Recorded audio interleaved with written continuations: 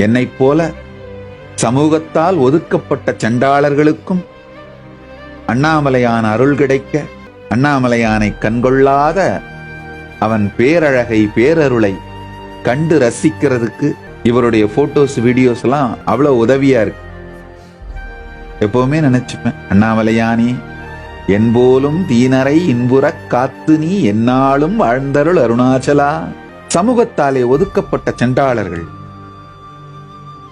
என்னால நேர்ல போய் பார்க்க முடியாது. ஆனா இவருடைய இந்த புகைப்படங்கள், வீடியோக்கள் அது மூலமா பார்த்து எப்போதும் சந்தோஷப்படுவேன். இந்த மாதிரி ஒரு பெரிய லிஸ்ட் ஆஃப் பீப்புள் என்னுடைய வாழ்க்கையிலே நான்